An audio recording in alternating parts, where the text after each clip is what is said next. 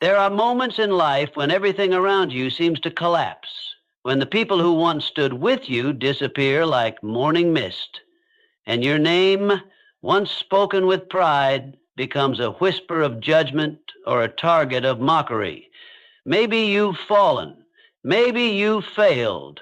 Maybe life has brought you to a point where your soul is buried under disappointment, regret, and pain so deep that you barely recognize yourself. And in that hollow silence, when no voice answers your cries and no light pierces the darkness, you find yourself alone.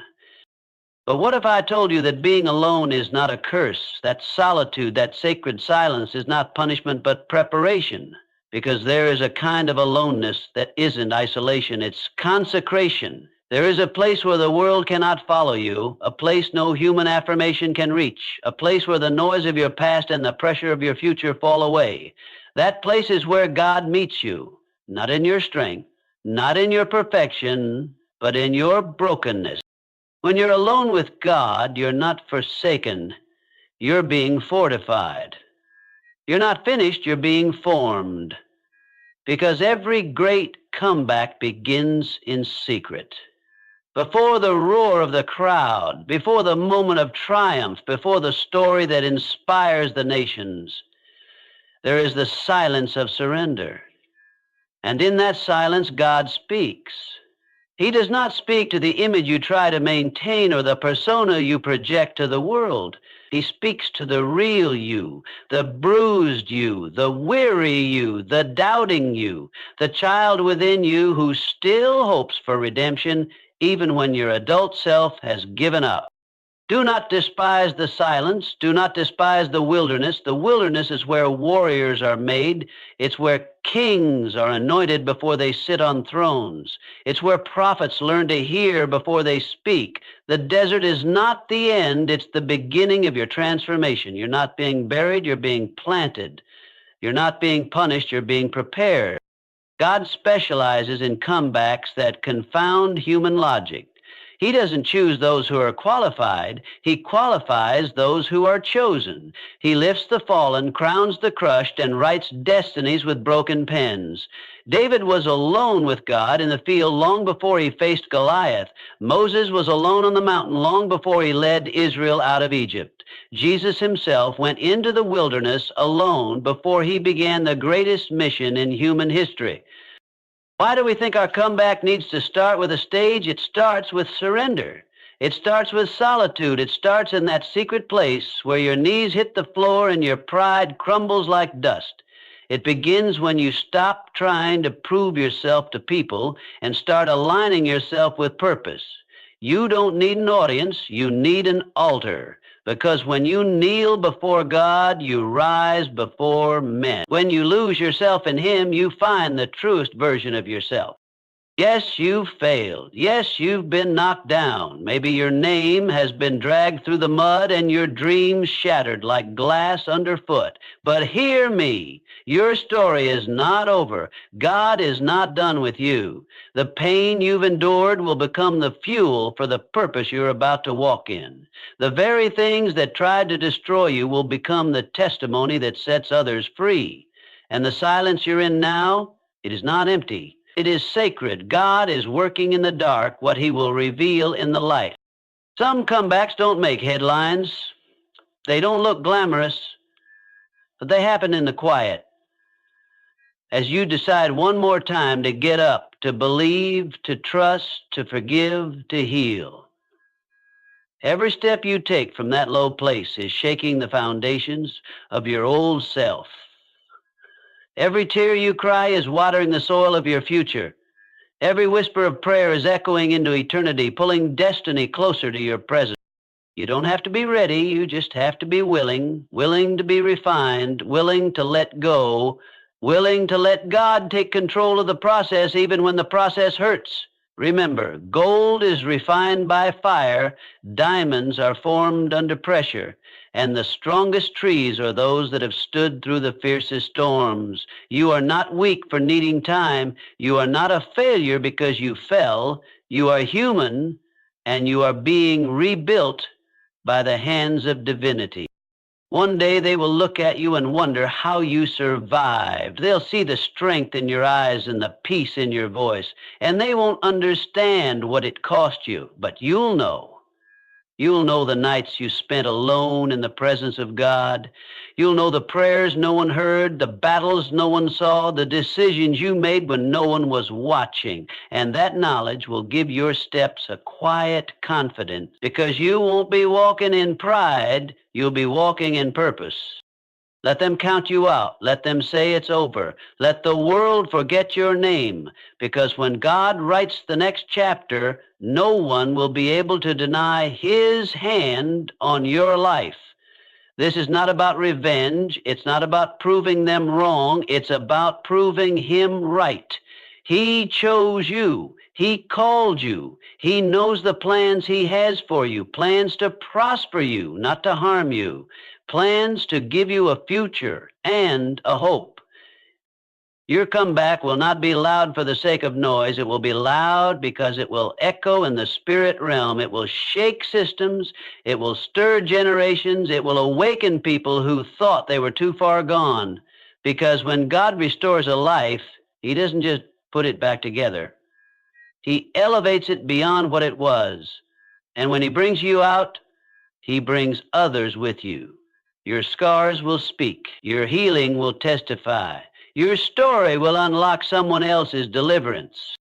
So don't rush the process. Don't despise the quiet. This is holy ground. This is where roots grow deep. This is where ego dies and identity is reborn. You are not rebuilding your life. You are allowing God to rewrite your destiny. And he doesn't do ordinary. He doesn't do mediocre. When he moves, the earth trembles. When he speaks, stars are born. When he breathes, dry bones rise again. That is the power that is forming your comeback. Not hype, not human strategy, but heaven's agenda. And when heaven backs you, no force on earth can stop you. When you move in obedience, chains break. When you walk in faith, doors open. When you speak in truth, darkness flees. You're not just coming back. You're coming back anointed, empowered, transformed, and unstoppable. So today, in this moment, embrace your solitude. Let the silence strengthen you. Let the pain shape you. Let the uncertainty deepen your faith, because the comeback is closer than you think. It doesn't begin when the world sees it. It begins when your heart believes it. God hasn't forgotten you. He's hidden you, and there's a difference. Hidden so you can be healed. Hidden so you can be prepared. Hidden so when you emerge, you won't crumble under the weight of the calling. You're not behind. You're being built. The weight isn't a waste. It's a womb. Something sacred is growing. Something eternal is taking shape. And when it's time, not one door will stay closed. Not one enemy will stand. Not one lie will hold. Because you'll be walking not just with determination, but with divine backing. You'll carry a fire that can't be extinguished, a peace that passes understanding, a clarity that silences confusion, and a voice that carries authority. Your comeback will shake the heavens, not because of who you are alone, but because of who God is in you. And that is your advantage. That is your source. That is your hope. No matter how deep the pit, he is deeper still. No matter how dark the night, he is the light. No matter how heavy the weight, he is your strength. So stand tall, even if you're still healing. Speak truth, even if your voice shakes. Move forward, even if your feet tremble. Because every step you take is a declaration. This is not the end. I'm not done. God is still writing. You're not a has-been. You're a becoming. And when heaven is your author, your story will end in glory. Alone with God, the world may forget you, but heaven is watching. Angels are surrounding, and the earth is groaning for the revelation of what God is birthing in you. Don't give up. Don't bow out. Don't let go. Solitude with God is one of the most misunderstood seasons in a person's life. In a world that celebrates constant motion, noise, and validation, being alone often feels like failure. It feels like rejection. When doors close, people walk away, and the noise dies down. Many assume that they've been abandoned, not just by people, but by God himself. But the truth is far more powerful, far more redemptive. Solitude is not punishment, it is preparation. It is the sacred space where God does his deepest work. When you find yourself alone with God, it may look like loss from the outside, but in the unseen, something holy is happening. Silence can be deafening, especially when you're coming out of a storm. When your world has crumbled, whether through heartbreak, failure, betrayal, or exhaustion, being alone feels like a death sentence.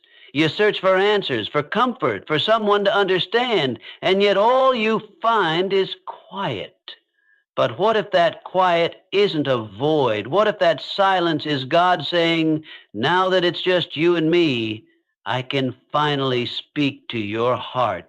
When everything else fades, you begin to hear what you couldn't before. You begin to see yourself through God's eyes, not filtered through the opinions of others, not defined by your past, but as he created you, beloved, chosen, and unfinished. In solitude, God peels back the layers. He reveals the wounds that were hidden under performance. He uncovers the fears you never had time to face. He exposes the lies you believed for too long and replaces them with truth. You begin to realize that being alone isn't about isolation, it's about consecration. It's where he sets you apart, not to diminish you, but to develop you. He removes the crutches you leaned on so that you learn to stand on faith. He takes away the distractions so that you can see clearly. In solitude, you're not being sidelined, you're being sanctified. Every great move of God starts in the quiet. Before David defeated Goliath, he was alone with sheep, learning how to fight lions and bears. Before Moses led a nation, he was alone in the desert, wrestling with his identity. Before Jesus performed miracles and preached to the masses, he spent 40 days alone in the wilderness. This pattern isn't accidental. God hides what he's forming. He withdraws us so that when we are revealed, we are ready, because public victories are rooted in private battles. If you skip the solitude, you miss the strength. If you rush the process, you compromise the purpose. We often beg God to use us, to elevate us, to fulfill the dreams he placed in our hearts. But he knows the weight of what we're asking. He knows that without the character to carry it, the blessing will break us. So he says, wait, not because he's cruel, but because he's kind. He says, come away with me, not to punish us, but to prepare us. In the secret place, he builds the foundation that no platform can provide. He teaches obedience, endurance, humility, and trust, things no spotlight can teach. There's something beautiful about a soul that's been shaped in silence. It doesn't need applause to feel validated. It doesn't collapse under criticism. It knows who it is and who it belongs to. That kind of soul can stand in any room, walk through any fire, face any enemy, and remain grounded, because it was formed not by popularity, but by presence, the presence of God. And when you've been alone with him, really alone, you don't come out the same. You emerge stronger, wiser, cleaner, quieter, but not empty. Quieter because you've traded the noise for knowing. You've exchanged fear for faith. You've let go of the image to embrace identity. So if you find yourself alone right now, don't fight it. Don't rush to fill the silence. Don't interpret the quiet as God's absence. He's closer now than ever. He's removing what's not meant to go with you. He's anchoring you for what's ahead. He's preparing you for the stage you prayed for, the breakthrough you dreamed of, the influence you longed to steward. And when the time comes, when you step into what you were made for, it will be undeniable that you were with God, because your life won't just echo with success, it will resonate with heaven. That's what solitude does. It's not punishment. It's sacred preparation. Your brokenness is not the end of your story. It is the beginning of something sacred. In a world that celebrates strength, control, and flawlessness, it's easy to believe that only the perfect qualify for purpose. We're taught to hide our scars, cover our failures, and pretend we're okay when we're anything but. But God doesn't write stories the way the world does. He doesn't call the flawless. He calls the willing. He doesn't wait for perfection. He works with surrender. And in the hands of God, your brokenness is not a disqualification. It is the very foundation he builds upon. Pain is not wasted when it's placed in God's hands. The tears you've cried, the nights you thought you wouldn't make it, the moments when everything fell apart, he saw them all. And not only did he see them, he was with you in them. Your darkest days were not invisible to heaven. Your suffering did not go unnoticed. In fact, those are often the moments where heaven leans in closest. Because when you are broken, when your strength is gone and your heart is in pieces, that is when you're most open to grace. That's when the walls come down and the masks fall off. That's when real healing begins. Not the superficial kind that hides wounds, but the deep, transforming kind that touches your soul. God specializes in using what the world throws away. He chooses the unlikely. He raises up the underestimated. He takes the pieces of a shattered life and makes something so redemptive that it silences shame and confounds the critics. Brokenness, when surrendered to God, becomes power, not the kind that exalts self, but the kind that glorifies him, the kind of power that says, I shouldn't be here, but God made a way. The kind that walks through the fire and comes out not burned, but refined. The truth is, there are lessons that only pain can teach. There is strength that only comes from surviving what should have destroyed you. There is wisdom forged only in the furnace of failure. We want mountaintops, but God often works in valleys. He's not afraid of your mess. He's not intimidated by your mistakes. He isn't turned off by your history. He sees it all and still chooses you. In fact, it's often the very areas where you feel the weakest that he plans to shine the brightest. Your comeback won't come from pretending to have it all together. It won't come from striving to earn what can only be received by grace. It will come when you stop running from your brokenness and start offering it to God. When you say, Lord, here I am. Just as I am, he doesn't turn you away. He begins to work. He begins to heal. And he begins to write a new chapter, one filled with purpose, power, and redemption. Think of the people God used in Scripture. Moses was a murderer with a speech problem. David was a shepherd boy overlooked by his own father. Peter denied Jesus 3 times. Paul persecuted Christians. Yet each one of them encountered God in the midst of their brokenness, and each one of them was transformed. Why? Because they didn't let their past define their future. They let God into the most painful, shameful parts of their lives, and he turned those very places into platforms for his glory. The beauty of the gospel is that nothing is beyond redemption, not your past, not your failure, not your lowest moment. In fact, that low place is often the launching pad for something higher. That weakness is where God shows himself strong. That failure is where grace floods in. Your scars will not disqualify you. They will testify for you. They will tell the world that you didn't make it by luck, by charm, or by human strength. You made it because God picked you up, held you close, and carried you when you couldn't walk on your own. So don't hide your brokenness. Don't be ashamed of what you've walked through. Own your story. Not because it's perfect, but because God is in it. And when he is in it, nothing is wasted. Nothing is too far gone. The broken pieces of your life are not garbage. They are ingredients. And in the hands of a faithful God, those ingredients become the foundation for something beautiful, lasting, and life-giving. Your comeback is not about erasing your past. It's about rising from it. It's about showing the world that your pain had a purpose and your failure had a future. It's about letting your brokenness become the very place where God's strength is revealed. And that, more than anything, is what makes your story powerful. Not that you never broke, but that you let God rebuild you. And when he rebuilds you, he does it so well that the finished work shines brighter than the pain that once defined you. True transformation doesn't begin in the spotlight. It doesn't begin when the crowd is cheering, when people recognize your efforts, or when your name is being praised.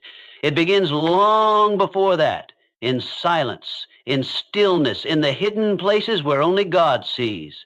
This is the secret place, the private space of surrender, where hearts are refined and lives are realigned.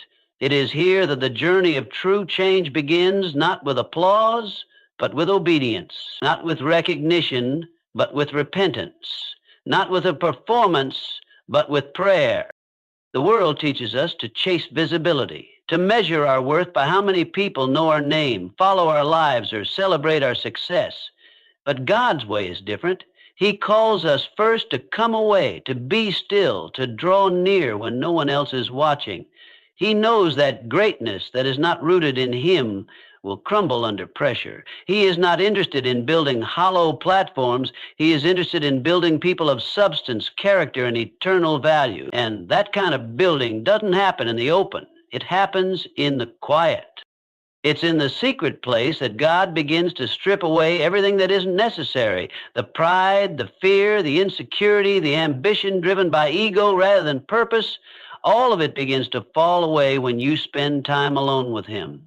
It is in these sacred, often painful moments that you begin to see yourself not as the world sees you, not even as you have seen yourself, but as God sees you. He reveals truth that no one else could speak. He opens wounds you didn't even know were there, not to hurt you, but to heal you, because God does not transform the surface, He transforms the soul. Transformation in the secret place is slow. It is not glamorous. It's made up of unseen decisions. Choosing prayer when no one else is around. Choosing forgiveness when no one says thank you. Choosing righteousness when no one will ever know. These small acts of surrender are not wasted. They are seeds. They are moments of planting that will eventually bear fruit in public. But that fruit cannot grow without roots. And roots don't grow on stages. They grow underground. You can't fast forward the process. You can't skip the soil, the darkness, or the waiting. God is not just trying to change your circumstances. He's trying to change you. Every comeback worth witnessing begins in places no one can see. Before David stood before Goliath, he was tending sheep in obscurity, fighting off lions and bears with no audience. Before Joseph ruled in Egypt, he was forgotten in prison, learning humility and trust in the silence. Before Jesus began his public ministry, he was baptized and led into the wilderness to fast, pray, and face temptation alone. These moments didn't slow down their destinies, they prepared them for it. What happens in the secret place determines how well you will stand when God brings you into the open. The temptation to skip this process is strong. You may want to be seen, validated, or lifted up before you're truly ready. But God, in His mercy, often withholds visibility until your identity is secure in Him. Because if you step into purpose before your heart is healed, your gift may carry you where your character cannot sustain you. That's why He asks for your attention in private, for your worship in the dark, and for your trust in the dark. He's doing something deeper than anyone else can understand. He's building something eternal. You may be in a season right now where nothing seems to be moving forward. The prayers feel quiet, the breakthrough feels delayed, the world has forgotten your name, but God hasn't. He's closer than ever, working in you, reshaping you, teaching you, softening you. And when the time is right, He will bring you into what He has promised. But when He does, it won't be the version of you that tried to make things happen in your own strength. It will be the version that was forged in the fire of obedience, the version that was humbled in the wilderness and refined in the secret place. So do not despise the quiet. Don't run from the stillness. Don't think that because it's hidden, it's insignificant. In the kingdom of God, the secret place is the starting place of every great move. You are not behind, you are becoming. You are not forgotten, you are being formed. And when God finishes what He started in the silence, the result will not just be transformation, it will be testimony. A life so deeply rooted in Him that when the wind blows and the crowd shifts, you remain unshaken because you were shaped in the secret place where true transformation begins. Waiting can feel like the hardest thing in the world. It presses against our need for control, our desire for answers, and our hunger for movement.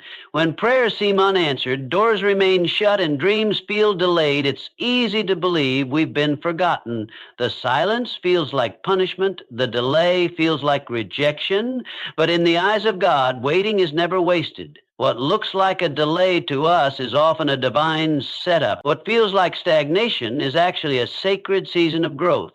The wait is not a wasteland, it is a womb. A womb is a hidden place. It's not loud or visible, but it's full of life. It's where formation happens. It's where new things take shape, protected and nurtured in silence.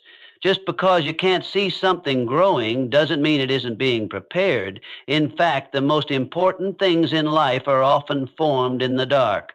Seeds sprout underground. Babies develop in the womb. Foundations are laid before buildings rise. And your purpose is no different. The waiting season is where your strength is developed, where your roots go deep, and where your identity becomes anchored, not in what you do, but in who you are.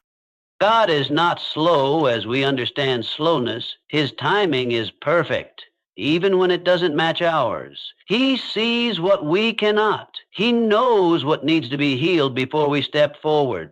He understands what must be built in us so that we don't crumble under the weight of the future we are asking for. If he rushes the process, he risks our foundation. So instead, he waits with us, shapes us in silence, and watches over the unseen transformation that's taking place inside of us. Waiting doesn't mean nothing is happening. In fact, it's often in the waiting that the deepest work is done. It's where God strips away the things that can't go with us into the next season. Pride, fear, control, insecurity. These things are uprooted in the stillness. The noise of life quiets down, and we begin to hear God's voice more clearly. We become less distracted by comparison and more focused on character. We stop striving for approval and start anchoring ourselves in truth.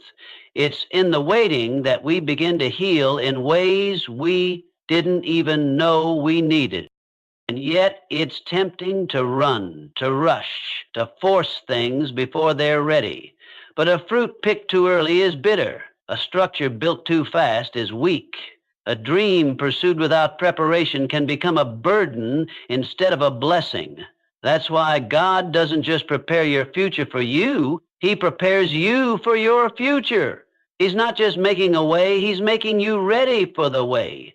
That's why the wait is necessary. It's holy ground. It's not a detour. It's the exact place he needs you to be so that what he has planted in you can grow without distraction. In the waiting, God teaches us trust, not just trust in his promises, but trust in his presence. We learn to depend on him not for what he gives, but for who he is. We begin to shift from impatience to intimacy. The waiting drives us into prayer, into worship, into dependence. And in that place, we realize that what we thought was a delay was really a divine invitation to go deeper, to let go, to grow up in the things of God. Many of the greatest stories in Scripture were shaped in seasons of waiting. Abraham waited for a son. Joseph waited in prison. Moses waited in the desert. David waited to be king. Jesus waited in silence for 30 years before his public ministry began. None of these waits were meaningless. They were purposeful. Each one was a womb where faith, character, and endurance were formed. And when the time came, each one stepped into their calling with power, maturity, and divine clarity. So if you're in a waiting season right now, don't curse it. Don't rush it. Don't see it as wasted time. See it as a womb. Let God do what only he can in the silence. Let him prepare you in the hidden places. Let him strengthen your heart, refine your motives, and anchor your soul, because when the wait ends, you won't just walk into your promise. You'll walk into it ready. You'll carry the maturity to steward the blessing, the strength to stand under pressure, and the humility to give God the glory. This season may feel slow, but it is sacred. The weight is not empty. It is full of unseen miracles, divine preparation, and quiet growth. What God is doing in you now is bigger than you realize. Trust the process. Trust His timing. And know that what looks like a delay is actually the beginning of something new being birthed inside of you. The wait is a womb, and when the time comes, what God has prepared in you will come forth in power.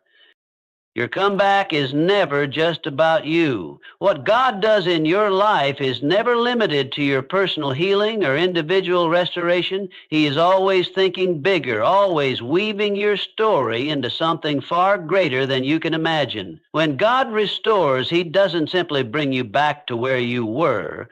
He elevates you, multiplies the effect, and turns your journey into a source of breakthrough for others. That's how His kingdom works. Your testimony becomes a lifeline. Your healing becomes hope for someone else, and your strength becomes a spark that ignites transformation in the lives around you. It's easy to think of restoration as something private, something just between you and God. And in the beginning, it often is. God meets you in your lowest places, in the quiet moments, when you're picking up the pieces, and He begins the process of healing you from the inside out. But God doesn't stop at healing. He builds. He restores not only what was lost, but adds purpose to the pain. He never wastes a wound. What once brought shame will soon bring glory, not because the pain didn't matter, but because He turned it into power. When you rise from what tried to bury you, you carry something more than just your own story. You carry evidence of who God is. You carry proof that failure isn't final, that grace is real, and that God still steps into the broken places of ordinary lives and does the miraculous. That kind of comeback doesn't stay quiet. It echoes. It reaches people who are still in the places you once were. It calls out to the broken, the discouraged, the forgotten, and says, if God did it for me, He can do it for you. You may not realize it, but your story matters more than you know. Someone is watching. Someone is listening. Someone is waiting to see if you'll make it, because they need hope that they can make it too. And when they see you rise, when they see you walk in freedom, when they see joy where there used to be sorrow and strength where there used to be struggle, they won't just admire your life.